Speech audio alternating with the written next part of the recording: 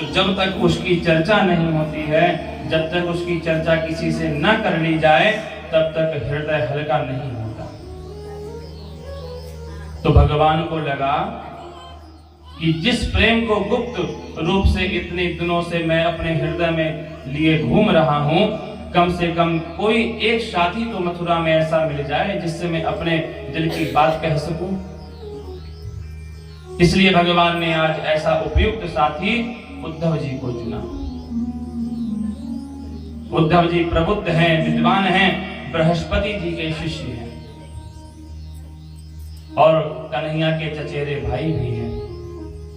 इसलिए उद्धव जी को अपने प्रेम का साथी बनाना चाहा, परंतु उद्धव प्रेम को तो जानते ही नहीं। वह तो तत्वमसि प्रज्ञानम ब्रह्म, अयम आत्मा ब्रह्म सोहम आदि वाक्यों की समीक्षा करते करते वेदांत में इतने पारंगत हो चुके हैं कि वो प्रेम के तत्व को समझते ही नहीं है।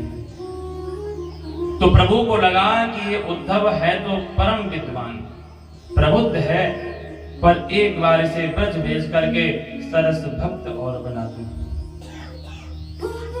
तो मन की बात फिर इससे कह सकता हूं।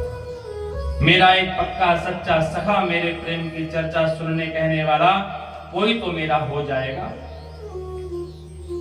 इसलिए आज भगवान ने उद्धव को उन प्रेमियों के पास भेज ही दिया।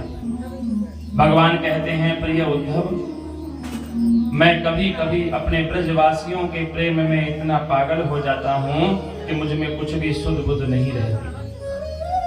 कभी कभी तो भोजन भी अच्छा नहीं लगता। इसलिए मित्र, एक बार तुम मेरे वृंदावन में चले जाओ और मेरे ब्रजवासियों से मिलो और उनको कुछ ऐसा तत्व ज्ञान प्रदान करना कि वो मुझे भुलाकर प्रेम पूर्वक वृंदावन में ही रहे, क्योंकि मैं जानता हूं कि वह मुझे भूले नहीं होंगे। मेरे विरह की अग्नि में वे गोपियां कैसे रह पा रही होंगी, ये सोच सोच करके मैं परेशान हो जाता हूं। प्रिय उद्धव, मुझे तो शंका हो रही है कि न जाने मेरे विरह में वे अपने प्राणों को भी रोक पाई होंगी कि नहीं, और यदि वे गोपियां जीवित भी होंगी तो केवल एक इसी आशा से जीवित होंगी, मैं उन्हें जो एक वचन दे करके आया था कि परसों आ जाऊंगा। संभवतः यही वचन उन गोपियों की रक्षा कर रहा होगा।